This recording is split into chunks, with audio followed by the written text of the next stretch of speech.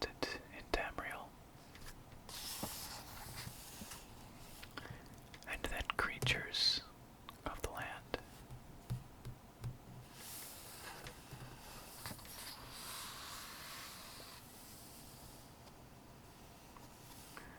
Perhaps we should start at the beginning and read a bit about the history of Nirn.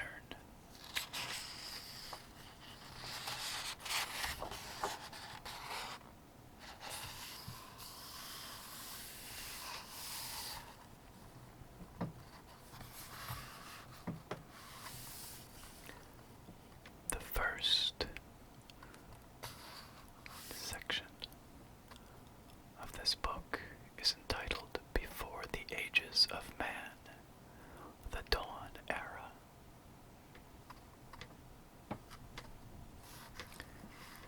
And it was written by a scholar going by the name of Ikentar of Shimmerine.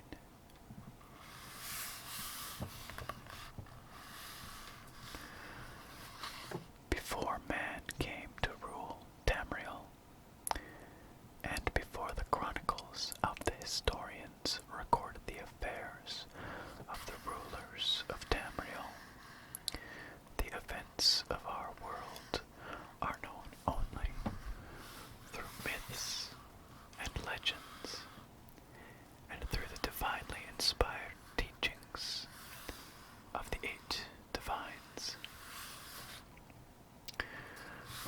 For convenience, historians divide the distant ages of prehistory into 2 broad periods of time: the Dawn Era and the Paretic Era.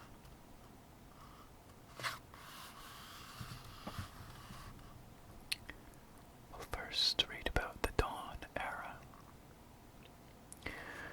The Dawn Era is that period before the beginning of mortal time, when the feats of the gods take place. The Dawn Era ends with the exodus of the gods and magic from the world at the founding of the Adamantine Tower.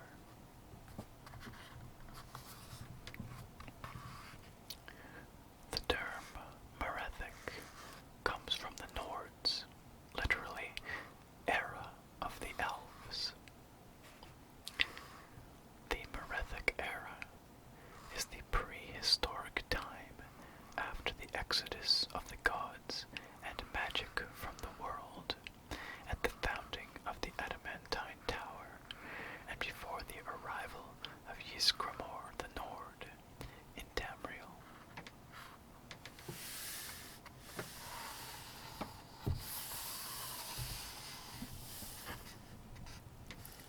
The following are the most notable events of the Dawn Era, presented roughly in sequence, as it must be understood by creatures of time, such as ourselves.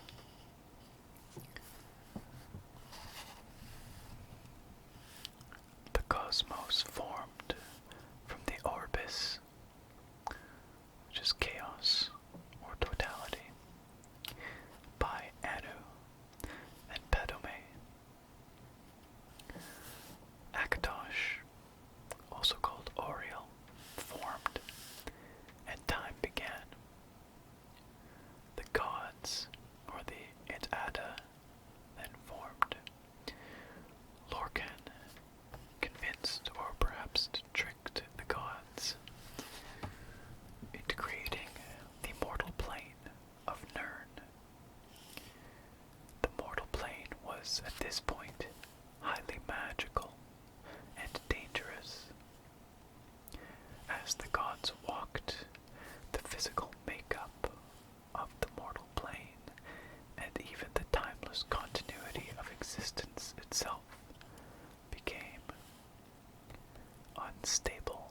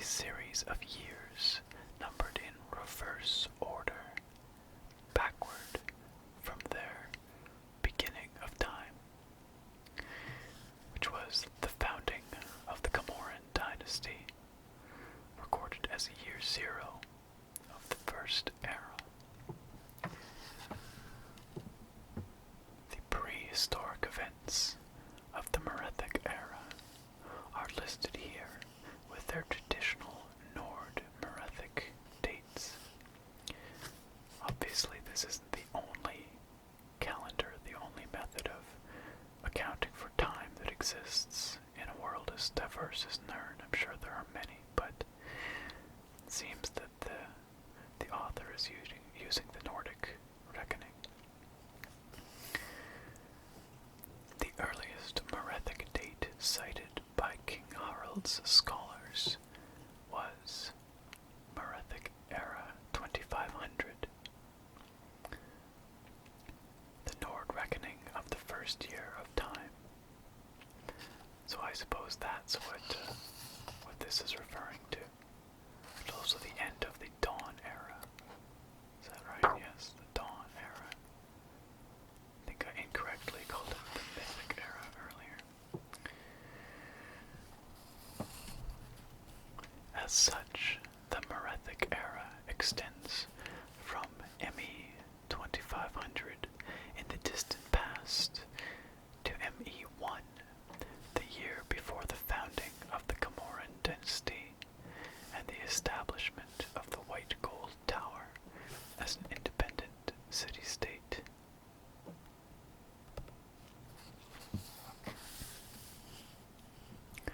According to King Harald's bards, ME 2500 was the date of the construction of the Adamantine Tower on Belfiera Island in High Rock, the oldest known structure of Tamriel. Evidently, this corresponds roughly to the earliest historical dates given in various unpublished elven chronicles.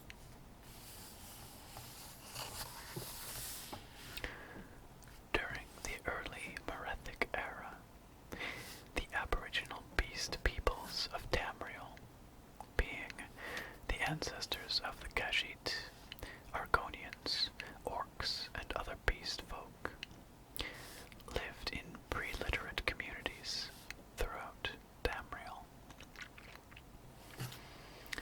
In the Middle Merethic era, the Aldmeri refugees, mortals of elven origin, left their doomed, now lost continent of Aldmeris, also known as Old Elnofe, and settled in southwestern Tamriel.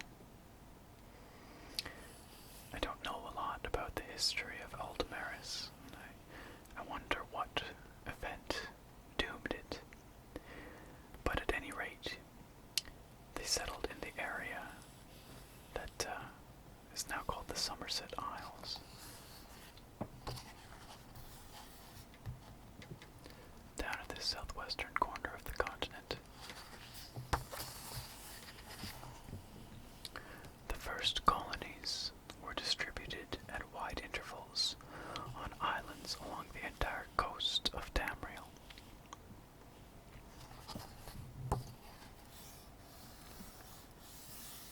Variety of islands here. Later, inland settlements were founded.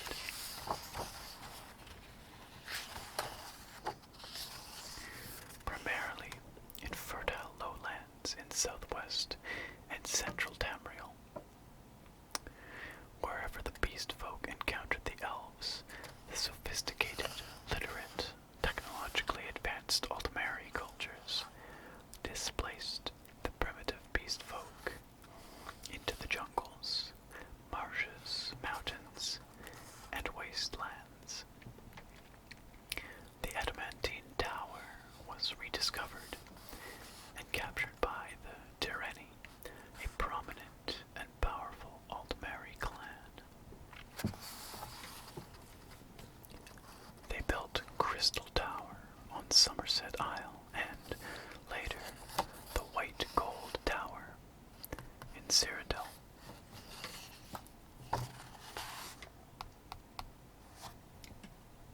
That's where the White Gold Tower is.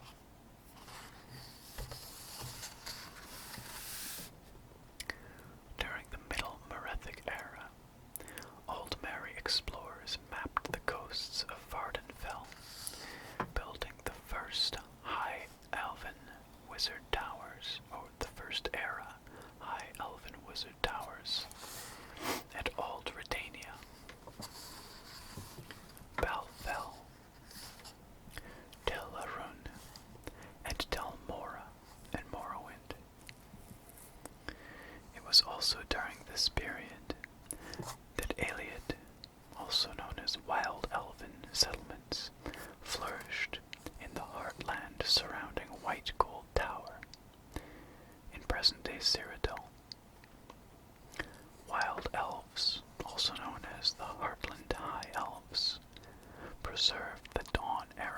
dialects and the language of the Elnufe, who are the original elves, the proto-elves, if you will, ostensibly a tributary to the High King of Alinor. The Heartland's long lines of communication from the Somerset Isles sovereignty effectively isolated Cyrodiil from the High Kings at Crystal Tower.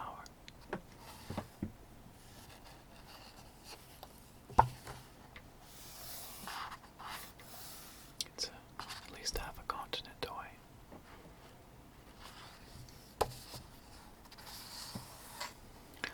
The late Paretic Era is the period of the High Velothi culture.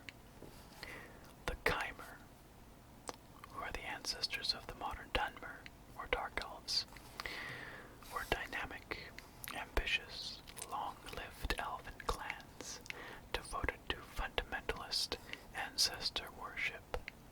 And if you've ever traveled in Morrowind, you'll know that modern Dunmer still believe very fervently in ancestor worship. The landscape is dotted with all kinds of tombs containing the remains of ancestors of the Dunmer, and they're still tended by Dunmer families.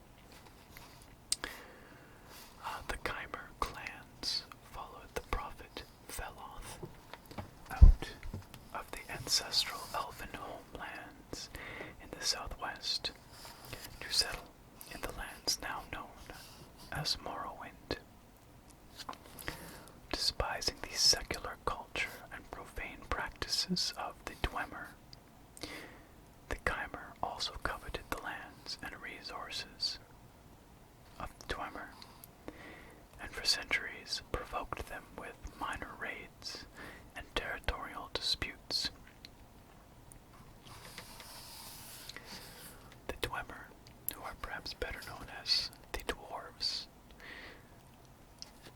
free-thinking, reclusive elven clans devoted to the secrets of science, engineering, and alchemy, established underground cities and communities in the mountain range, later the Velothi Mountains, separating modern Skyrim and Morrowind.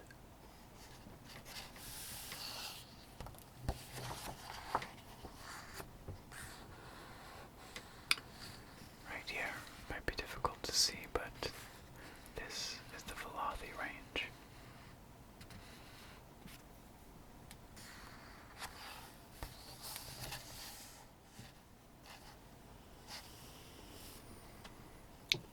The late Paretic Era marks the precipitous decline of Velothi culture.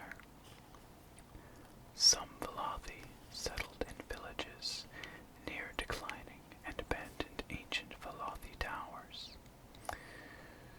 During this period, Velothi high culture disappeared on Vardenfell Island. The earliest Dwemer freehold colonies date from this period.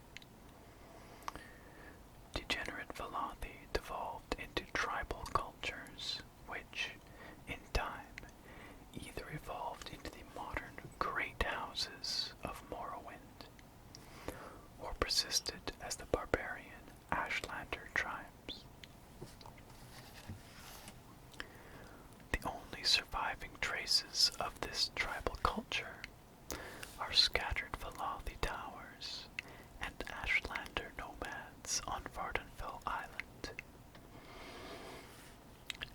The original First Era High Elven Wizard towers along the coasts of Tamriel were also abandoned around this time.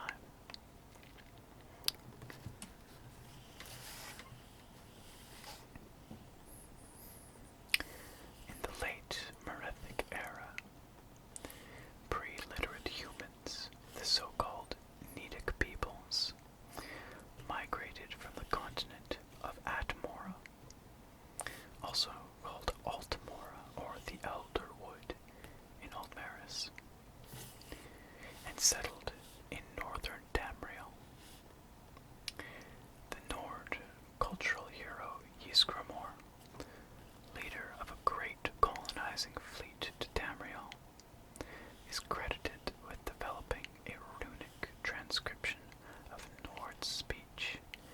based on elvish principles.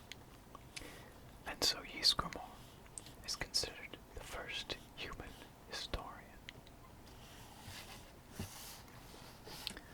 Ysgramor's fleet landed at Sarek Head, at the extreme northern tip of Skyrim's Broken Cape.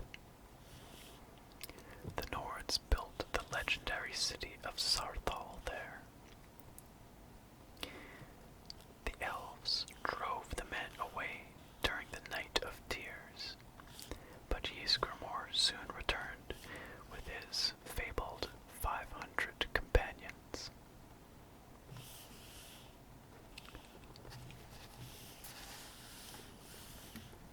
Also during the late Paretic Era, a legendary immortal hero, warrior, sorcerer, and king, variously known as Pelinal Whitestrake, Harold Harry Breeks, Ysmir, and Hans the Fox, wandered Tamriel.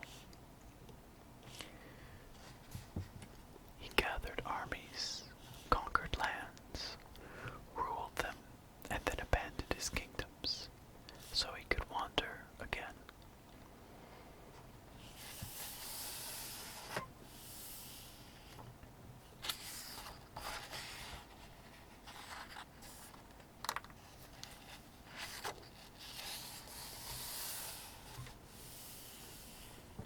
Some lovely artwork here. It looks like a Khajiit, perhaps an Imperial. Hard to say. And a Wood Elf. Or Bosmer.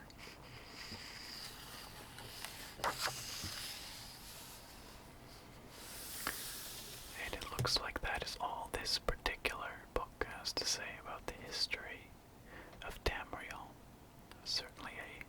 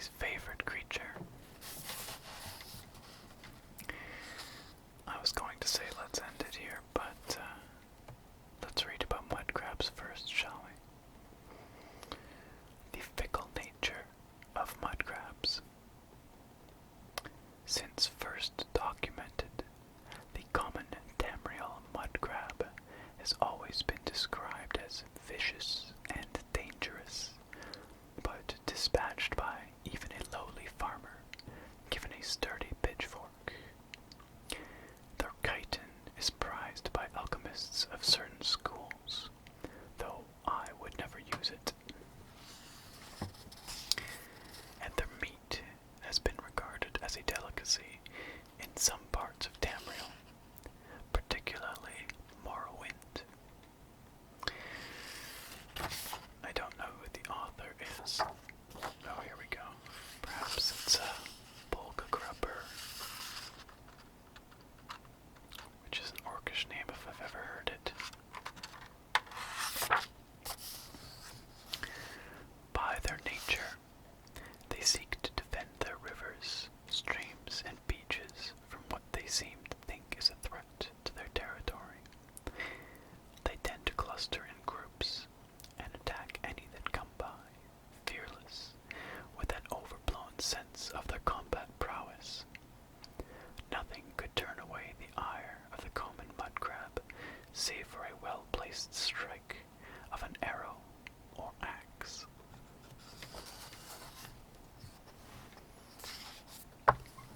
In my time studying the specimens on the shore of the Schulsee, don't know where that is, I've noticed an odd tendency in recent months, where normally I must tread carefully to avoid their notice, lest I am forced to kill the subject. Recently, I've been able to make close observations, even so far as to pet the carapace without them reacting. Last week, I sat in the middle of a clutch, unmolested, fervently noting all the details I tend to miss in more distant studies. However, they are not completely docile. They will respond if directly provoked. I observed as a bear tried to pry one open, and a whole clutch came to the defense of their kin, forcing the bear to flee.